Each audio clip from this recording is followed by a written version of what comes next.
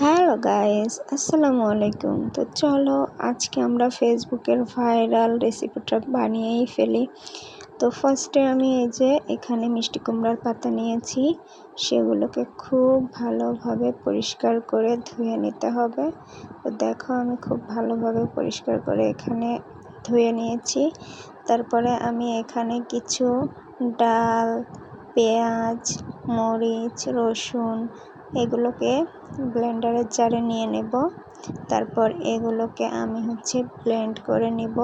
তোমরা চাইলে এখানে শুধু লবণ আর ডাল আর মরিচ দিয়েও করতে পারো, বাট আমি একটু ফ্লেভার ভালো আসার জন্য এগুলো ইউজ করেছি।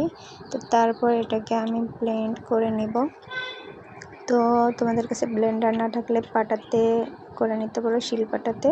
তারপর যে একটু দানা দানা থাকলে ভালো হয়, বাট আমারটা একটু বেশি মিহি হয়ে গিয়েছিল।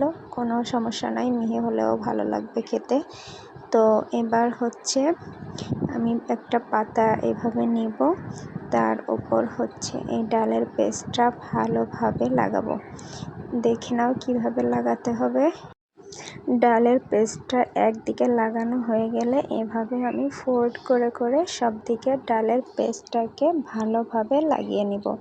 তোমরা চাইলে ইচ্ছা মতো শেপ দিতে পারো। আমি এখানে এক একটা পাতাকে এক এক রকম শেপ দিয়েছি। তো ফার্স্টেরটা আমি এভাবে শেপ দিয়েছি, দেখতেই পারছো আমার সব দিকে ডাল লাগানো শেষ। এখন আমি এই যে আরেকটাতে এইভাবে করে ডাল লাগিয়ে নেব। তো কিভাবে শেপ দিচ্ছি তোমরা ভালো করে দেখে নাও। চাইলে তোমরা তোমাদের ইচ্ছা মতো শেপ দিতে পারো, চাইলে পাতাটাকে দুই ভাঁজ করেও রাখতে পারো, সেটা খেতে আরও বেশি মচমচা হয়। যে যেমন পছন্দ করো সে তেমনভাবেই রাখতে পারো। আসলে এই রেসিপিটা বানানোর পর আমি বুঝলাম যে রেসিপিটা কেন ফেসবুকে এত বেশি ভাইরাল। এটা খেতে এত বেশি মজা যা বলার বাহিরে। তো চলো আমরা এগুলোকে এখন ফ্রাই করে নিই।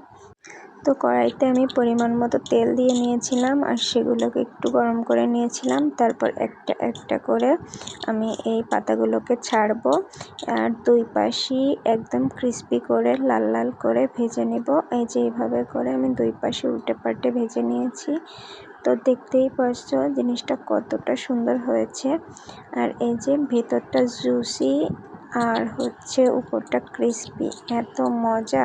তো যারা যারা এই রেসিপিটা ট্রাই করতে চাও তারা অবশ্যই এই ভাইরাল রেসিপিটা ট্রাই করবে অ্যান্ড পেজটাকে ফলো দিবে। আর রেসিপিটা শেয়ার করে রাখো, যাতে পরবর্তীতে তুমি খুব তাড়াতাড়ি ভিডিওটা পেয়ে যাও। তো আজকে এই পর্যন্তই। আল্লাহ হাফেজ, টাটা।